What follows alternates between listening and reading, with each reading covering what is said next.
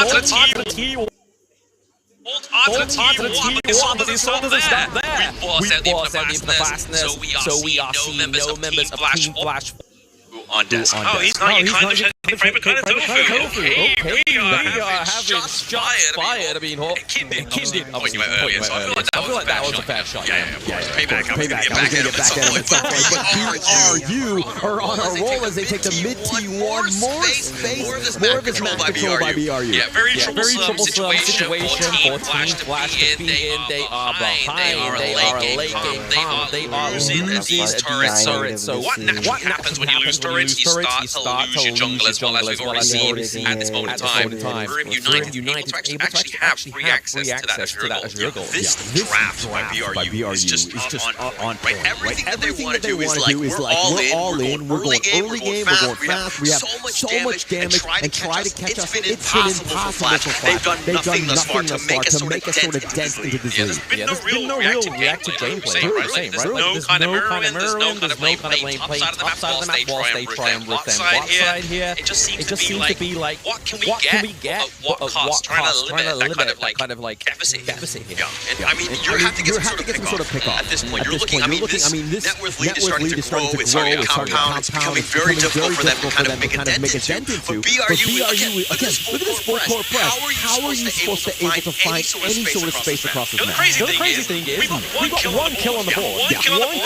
So much influence onto the gorge itself. Torrent's taking down T3, we're thinking a bit of a bad the top side of the map there. And T2, the final one in the mid. Falls here for the side of Team Flash, which is going to prove that problem even more. So if there were any sort of questions of how BRU would be in terms of preparation, all of that, let's find out. Okay, that was very tasty there. No Flash used in sight. He still has a means to get out, but Julius gets the back line. Takes down Baldus, but now Licky gets his remains with a double kill here for the side. Burning United, but there has been blood traded. Flash are looking for a way to maintain that base. Yeah, very good play, right? Being able to take down Baldus was absolutely huge for them because Baldus was starting to get out of control. Yeah, he didn't have a whole lot of kills, but in terms of net worth, he's able to melt towers and to utilize all of the space that was given to him. And now on this other side, look at how BRU just bouncing back. They're going to just take this time for free. They take the time for free here, so really, yes, we get a good team fight here from Team Flash. They are able to trade like what 3-2. Julius obviously is going to be one of the scapegoats within that one, but I feel like somebody has to be at this point, right? Someone has to take the charge, lead the cavalry, and try and get some kills here. In this replay, Julius just finds that window of opportunity, gets a takedown there, but onto Nunu, saves himself, but then it only delays the inevitable there, as we see their ring get that kill. So, really good play here from Team Flash to keep themselves in this game one. Yeah, definitely. And Rin, it was almost like personal. He wanted to make sure that he took down Nunu. He was going all the way on the outskirts to ensure that he gets that pick off, because Nunu involved with the guy that need to die before they can even get to any other member of this lineup here.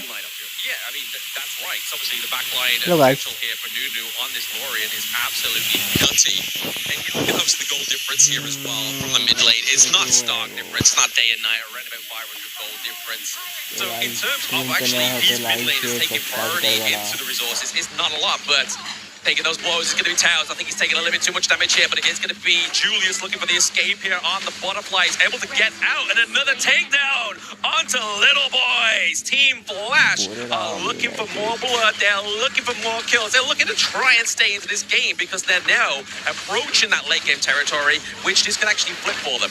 Yeah, now, nice little Trevor smash. Finding Rin, he's not able to get on his dragon. 3-man stun, and they continue to go, and they're taking them all down. Julius is the only one, and he's going to run back to the hills. And that's a bit of crispy tofu right there, right? Like, he was absolutely shocked by a line in there by Nunu. We do see the top side of the map with that minion wave looking very promising here. United with Leaky Boulders as well as Taos. Nunu here as well. The cavalry is here, boys, but not for the side of Team Flash. They still have 6 seconds till the Charlotte gets a line. Julius does fall, and game 1 goes to Burium United. What a clean game. That's absolutely a monster game to set things off in terms of the tone here. Absolutely, obviously, that's going to be the great game. we are waiting here to see what the experts have to say from this first game of KWC 2026. Take it away. What a way to start the tournament. Buriram United Esports came in, guns blazing, come in, take the first match, and they know right now that with game 1 done, they just need one more game, and they're gonna be making it into the upper bracket final.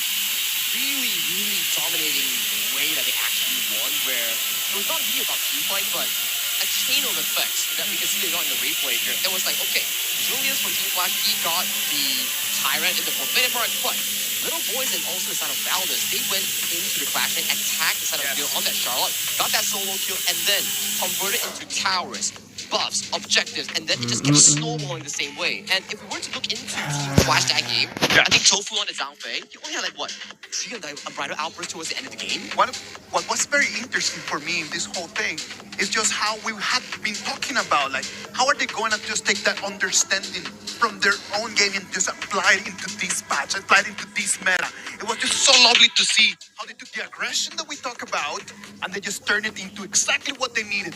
Resources, turrets, and at the end, the crystal. I mean, if you take a look at the goal distribution throughout the side of Buriram United Esports, this is what you want to see, right? The jungler having the top farm. He's able to invade into the jungles, make sure that the rest of the team also has options to explore in terms of taking turrets, taking fights. Yeah. And the one thing I want to point out, we were talking about this just now off stage. Nunu on this Lorion. Oh my. Guys, you have to ban Lorion, man. The ultimate, the setup, the stun, there was no way, like his counterpart, Rin, couldn't even take flight with the loom. I've been talking to the KPL casters in all these days, and they've been saying that Lorion is going to be one of the meta picks in this whole tournament. And we just saw it over here in game 1. It is going to be the one hero that we're going to have to keep our eyes on.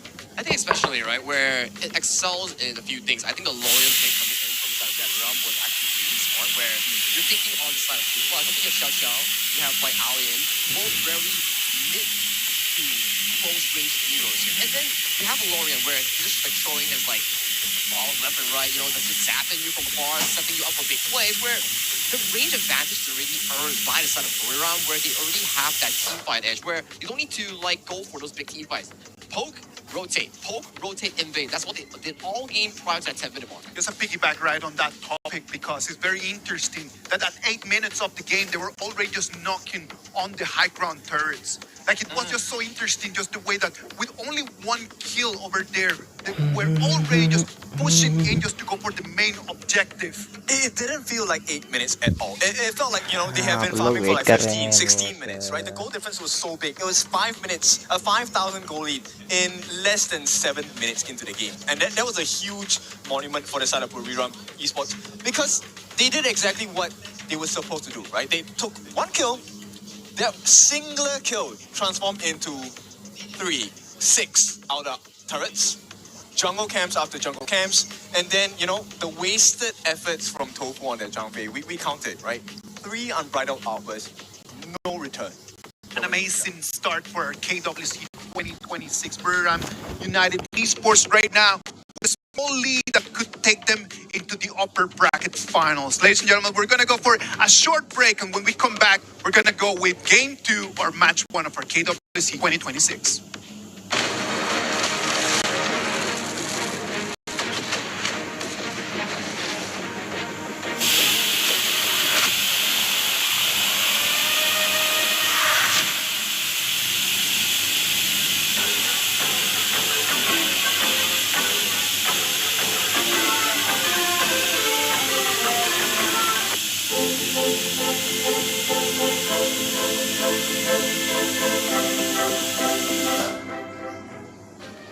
Play is in our DNA.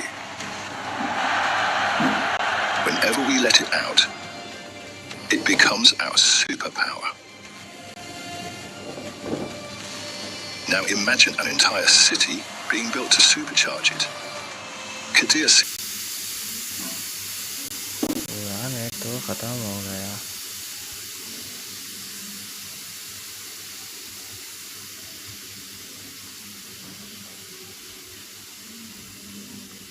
पुराने तो खत्म हो गया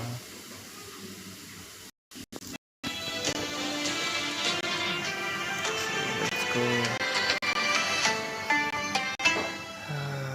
start SA2 versus Influence Range.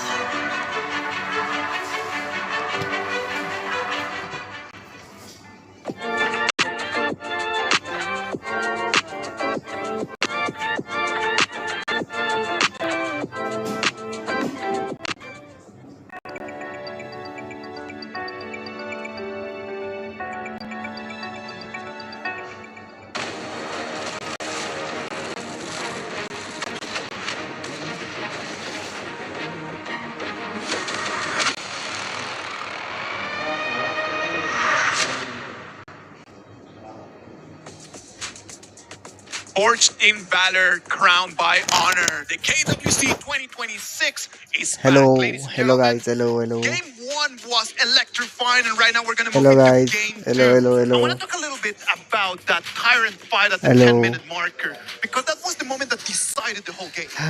It definitely was. And let me be clear, I was watching, but I took a sip of coffee and it was gone. के बाद It was very fast, right? SA2 Like, versus at the very Influence first, we Range did start see होगा. Little Boys on that Miria. He went in for an aggressive play on the Umbral Moon. And then, unfortunately, he got picked off by the side of Julius on the Butterfly. But that's the thing.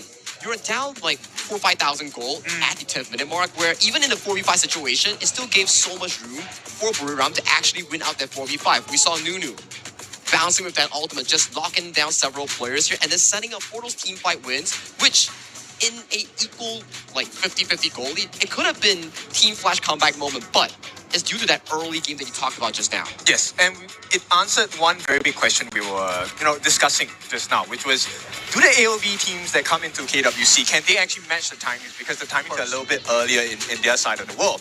But down here, at the 4-minute, the moment it was the 4-minute mark, they were on it. Team Flash was on it. Yes, they got the first one. But Buriram finished that story with the enhanced Tyrant. That was the more important one. There are some little details that you can already start understanding from Buriram. Like they come in, they try to do the early aggression at the 3-minute marker, not even to try to get the kill from the loom, but just to force the infinite vastness, as Blam just mentioned right over there, which could have actually just narrowed down their options for the 4-minute fight. These little details, gentlemen, it's exactly what we're here to pay attention. I want everyone at home just to be taking notes on that. It is not always about just going in there and trying to get the kills. It's actually just trying to force your opponents into the corner that you want them to be in. And the way that they play out the draft is actually really amazing from my perspective. I like how they prioritized Nunu on the Lorien, which gave them so much advantage into the early picks on the Loam, on the picks onto the Xiao Xiao, where there's range advantage to control that mid lane. And once that mid lane is controlled, you start to see fast rotations coming in from Valdez, going for jungle invades, going for side lane push. That's why I think at 5th minute mark, the tier 2 in the top side, that's already gone. Done. It was just if they would have come in here with a clear goal of just flattening down the whole court, because they came in with an excavator and just pushed through. The Flash, they were not allowed to play their game at all, right? I understand the premise of the idea behind the draft. You want to get the big hits coming in, but they could not even get the first hit. They could not get that first kill. Exactly. That's just the difficult part, right? Where you want to see how the draft actually plays out. I think coming in with a global ban pick structure here, both teams will still put priority on bans, especially on the Lorien and the Florentino here. Yeah, it's definitely going to be an important choice, right? I think maybe you don't take the risk. You don't give the Lorien over to Team Flash, right? And Florentino is a must ban. It has to happen. Well, Florentino is going to be an always ban right over there, and Lorien is going to be an always ban in there. It's going to open for so many different other heroes that we know that in this patch are going to be really strong. But well, Blam, Holler, this game number 1, what were your feelings, lads? Actually, I was very impressed. I mean, go ahead. Yeah, absolutely. I mean, like Kim was saying, I took a sip of coffee and all of a sudden, my break's over. Like, we're back into game number 2. I feel like Buriram United, it definitely had a in their Team Flash. If they just had a little bit more pizzazz in the early to mid game, we could have seen a potential comeback a little bit better. Yeah, I like the term pizzazz, but I think that was, I mean, they had a little bit like magic fingers and, you know, some ways to kind of, jazz hands, all of the above, because I think that was a little bit of a wake-up call for them, right? I think that they're like a little bit shocked. It seemed like the preparation was definitely there by BRU, because that draft and the way that they were able to play that composition was just so high level. It was able to just destroy them without really a thought. Yeah, it's as if they've done it before, right? Like they played those heroes to a T, but we're getting into draft here of game number 2. We are seeing that Mai Shiranui being picked up for Team Flash as their first prior pick onto the blue side here. But then we look over to Brew. We have Baldus going here for the Flowball Marksman. We have the Jung Face switching hands here. We do see the pickup of the Motsu as well as the Ogren. So we have the already long-range setup here from the Motsu into the support role. We have the Ogren here to try and build up, scale up, and be that raid boss that we all know and love. Yeah, so Team Flash here, the biggest piece is with this Mai. Again, it's about that tempo, setting it up from that mid lane. That was really lacking in the last one. A very passive, reactive lineup, and they got forced down because of the fact that BRU, very early game-centric and very aggressive with the way that they were able to play, and that was why they were able to dominate. Yeah, I like the Agudo here. Obviously, once again, we see Brew going for a little bit more of the same into the jungle. They just want fast pace. They want quick clear. They want to be able to give themselves into the lane, into taking that siege of the turrets earlier on once again. But we look at Team Flash. Mai, once you get to level 4, get a few items. Definitely, that's when we start to see the Mai Shiranui come online in terms of combos, in terms of knock up onto CC into the backline of Burium United, which is obviously going to be the Flowball Marksman in this case. But it's going to take a little bit of time of Ogren to actually scale up. Yeah, mid-game, because your early game was set up. You have the moats here. We could potentially wombo combo off of somebody. And plus, it's kind of looked at as a bit of a weaker counter to the Ogren as well, if you're able to Cannon Blast and slow it down. So you take that yourself, and now you can set things up.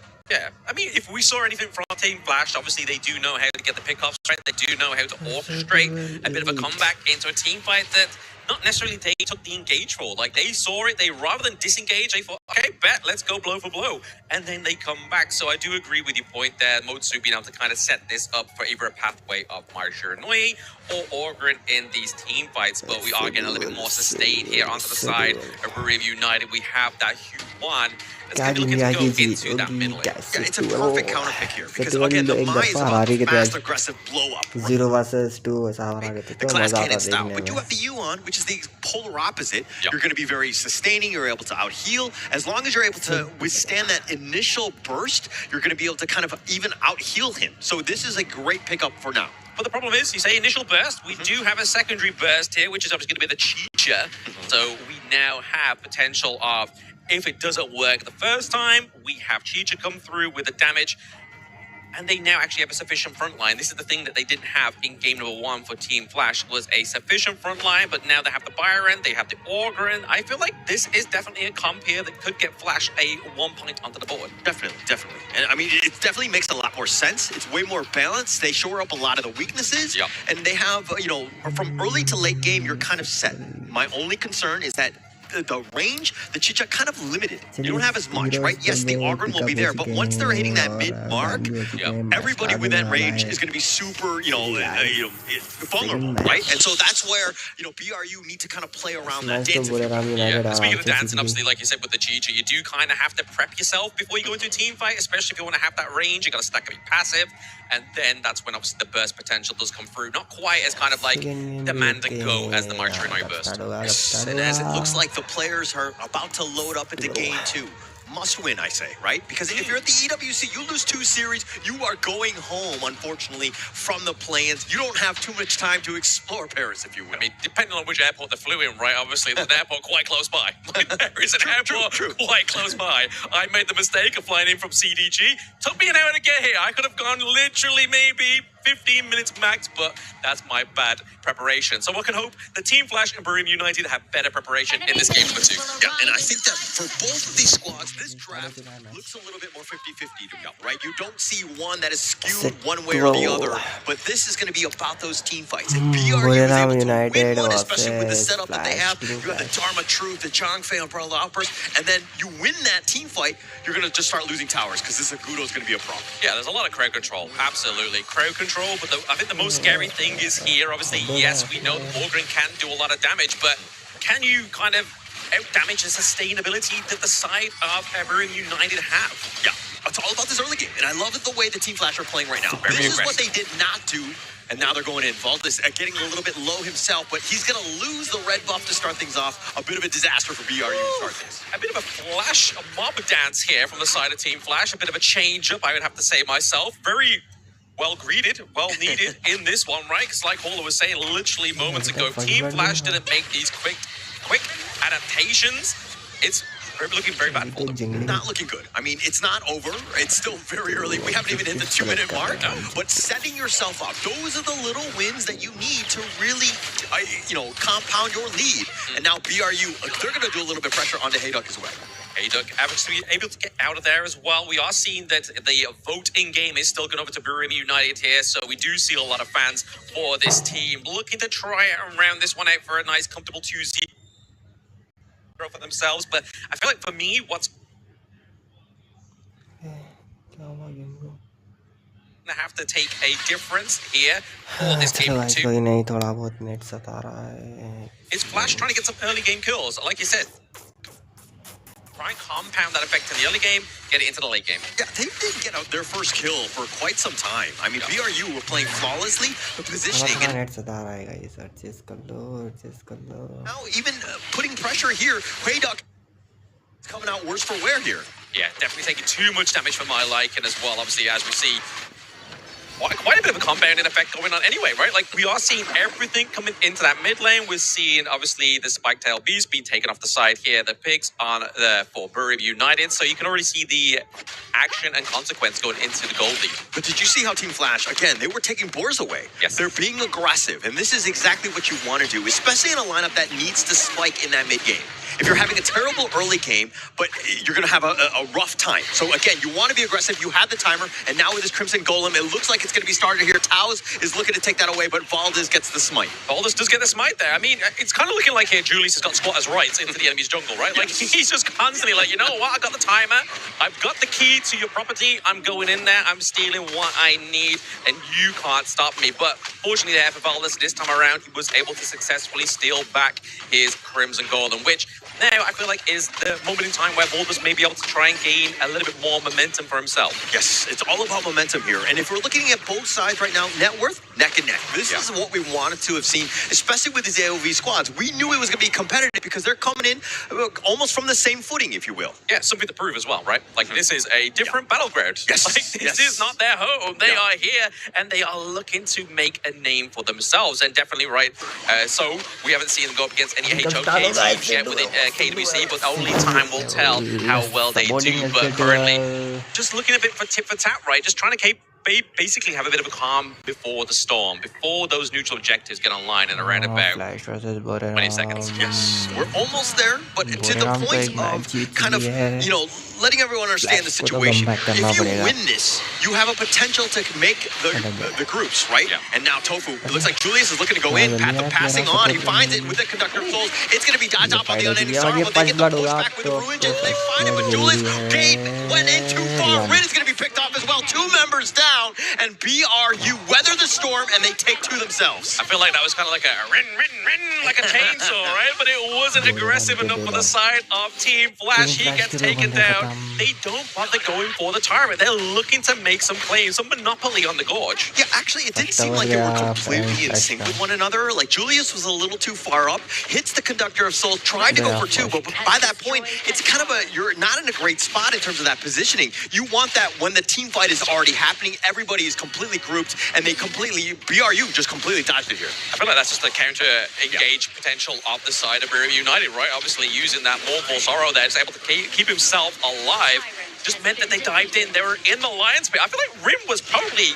like you said, completely out of position there. Yeah. I mean, the timing wasn't great. The way that they were going in, it was like one by one. They were kind of, just putting themselves, you got to go in together. You got to be in sync. You got to have that coordination. And BRU, the way that they were able to dodge that, again, this is why they're looking to be an incredibly scary team here at the EWC. Scary team here at KWC. Scary team here into the mid lane. It looks like they find Tofu. They actually pick him off with an Umbrella Outburst, and BRU are going to be so happy with that. Oh, absolutely. Happy and more, right? Obviously able to get a bit of damage onto the mid lane, create a bit of priority, just kind of give themselves a little bit more room to get a bit more reactive, right? Because that's what the problem was in that early game. Yes. They weren't able to react because they didn't count on Team Flash invading in the jungle. Yeah, did not expect it, but now that net worth lead completely shifted in favor of BRU. This is a huge situation, and now the Overlord, that is going to stem a little bit of the bleeding for Flash. I feel like I'm watching the stock market here with that gold, you know? Like, we saw in the early game, it was kind of fluttering up and down, but it definitely put your money on Burium United here.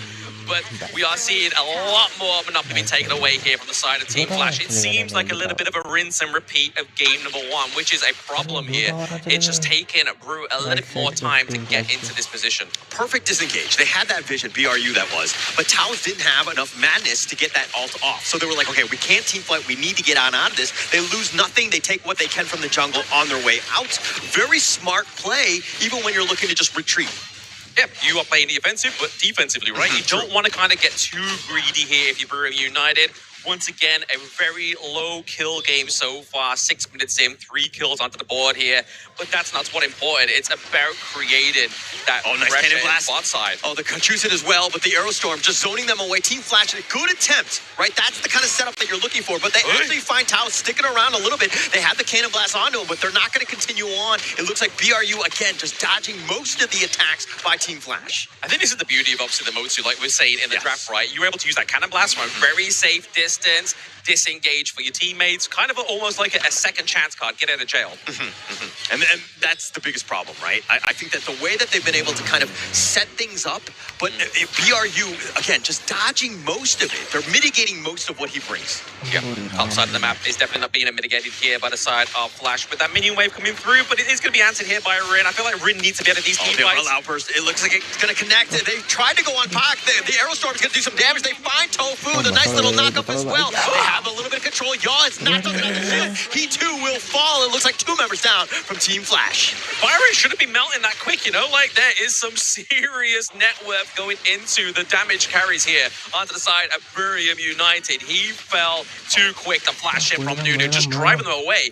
Looking just to kind of just help themselves in their own jungle, pay back Team Flash from that early game play. Licky's starting to become a little bit of a problem. Actually, the highest net worth on the squad right now with 5.7, 5.8, a little bit of a wash with Valdez. But Valdez has been able to get that wild growth. They've taken the mid-T1, and it's all about that push from BRU's lineup. Yeah, I think once again, we're just looking at Burium United are very comfortable with these junglers that kind of already set themselves up in level 4, right? They're not really relying on itemization, even though obviously Yagudo, Verbal gets that on-hit effect from the itemization here, depending on how you build. But it's all about just creating that momentum, able to create that early game desirability for yourself. Yes, and it looks like Team Flash using that, all of that to kind of counter the movements, right? They need to push themselves. They're going to take the bottom T1, BRU not in position, but they're in your jungle. They're looting and pillaging everything. It's kind of like knocking on your door, right? They're like, they are looking for repossessing your goods. Like, they was like, right, okay, you owe us money. You owe us that early game money that you stole from us. And we see here, Burium United are taking that away. T1, top side of the map, does get taken away here. Just see Nunu just creating that area of space, that area of safety for Burium United here with that long-range CC. A lot of respect giving by Team Flash here. They've actually had to kind of retreat into the mid-T2, which is going down. The Umbrella Outburst just zoning them away. Team Flash right now, they are caught left wanting, not able to find anything on BRU. Team Flash, I mean, looking at where we are in terms of obviously their team comp, right?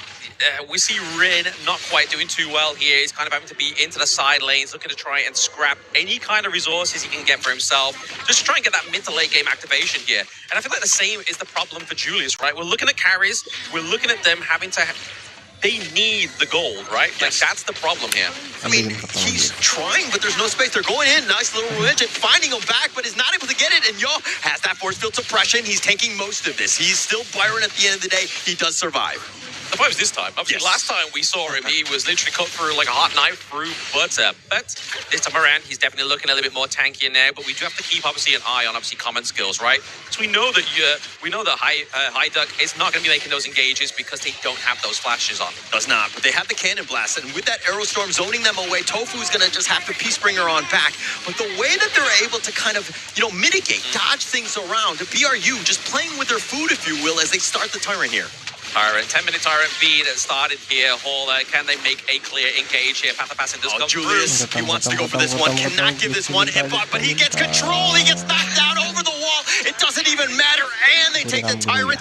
BRU are starting to roll. They are rolling. I mean, they need to, right? Boulders, that's one of his main things within his kit. He needs to roll about, get across the gorge pretty quickly, but like you said, snowball effect here. Tyrant takedown, T2 takedown into the mid lane, just really open up the base here of Team Flash. They're able to just slow roll it, right? I mean, you have that Agudo. This is a huge problem right now. Yep. Now, I mean, this is a lineup, Team Flash, that needs that mid game. They have not even achieved it. Timing-wise, we're there, but their net worth is not there, so they're not able to overcome this huge net worth differential of 6K. Correct. They're not scaling correctly with time, right? They are literally just trying to kind of like stem the bleeding at this point. They have to just make sure that they're playing a good defense. Obviously, they do have the T2 top side of the map there, so they can kind of try and play around that, like try and get pressure onto Buriram United's top side of the map, the Clash lane there, and then try and maybe go for the Overlord, because it seems like neither of these teams are going to go for it. Yeah, I mean, the positioning is flawless. They haven't lost a single member. The way that they're able to, again, they slow siege, they see numbers, and then they're like, okay, we have an advantage, let's go. And they take things out. They take all of the space that's given to them, and BRU with yet another tower in that top lane. They are looking to try and get that T3, but I mean, nice pressure here down bot side. This is going to correlate to obviously the Shadow Overlord. If you want to go for it. It defines it, but Liggy's going to be on back. They've already taken the top T3. The Unending Sorrow tries to go for the back line, but he will fall. Nunu just way too deep. Julius gets stunned up. No control. BRU looking to end this game, and they will take the first series at the EWC. Absolute show-stopping there for Buriram United. They look contested in the early game. We thought Team Flash was going to do a number on them, but no, Buriram called the helpline, and they were able to turn that one around. Buriram United looking feisty in KWC 2026. We have to obviously throw it over to the experts. Let's see what their breakdown is of this game. What a way to start. You can see it right over there. Sportsmanship before anything. Buriram United Esports with a 2-0 win against Team Flash is going to move into the upper bracket. Congratulations to the boys in blue. One more series and Buriram makes it to the official main event of our KWC 2026. And that was an absolute domination of a performance coming in from Buriram United Esports. It's just total dominance for that one. I mean, we take a look at the later parts of the game, right? It's the last potential fight, game-winning moment. The Mai gets a huge knockup onto two of the different members on the side of Team Flash. But the damage, the life blast did not go down at all. Of course, because there was not an actual advantage in terms of items, in terms of gold. There's nothing in there. Let's just try to figure it out. Where did that happen? Where does this come from? Team Flash at the 345 marker. Right before the Tyrant, they decided to go and engage into a fight that I did not see like a good decision. The Ogre jumps in, then right after that the Tricha jumps in, but then was not damaged. And then right before the 4 minutes Tyrant, I did not imagine that that could be a good decision. It was very similar to game one, right? Where it's always around that specific timer here, where I think, yes, Team Flash may have a bit of a miss up on those plays, but you have to also prize Buriram United Esports, where they capitalize on these mistakes really, really well. I want to point out here for you on the Byron. We were talking about this. His first item was not the Pure Sky. Actually went for the Cross Sky Embrace. I like the idea of it. You get the slow. They want to have the team, come on a 5-man jump onto the potential target, right?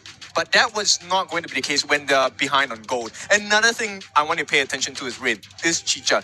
The Chicha pick is a great pick, but it's a very late game pick. Of course. And throughout the first 7 minutes of the game, Rin was at the T1s on the top side, bottom side, but they could not take a T1. And Buriram, in that moment, took 6 turrets.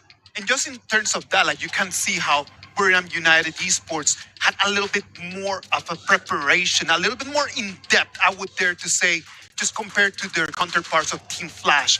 The way that they just played the game, they came with a very clear plan, and I believe that this is what the other teams are going to be taking notes on. Their game is not about fighting. Their game is about turret destruction. They come in with the 2 picks that they had over there. The main idea of here was just give me the turrets. And you talk about the 345 in game 2, but you link it back to game number 1. Clear goal coming in from the side of Buriram United Esports, taking down that tier 1, taking the red buff, and then snowballing the game. 8 minutes, 5,000 goal lead, only a single kill for Buriram in game 1. But that's just how they snowball the game into total control in this game 1. And they understand the win conditions of each particular draft, right? Down here, first target to fall after Tofu was Julius. Julius was meant to be the recovery effect. Butterfly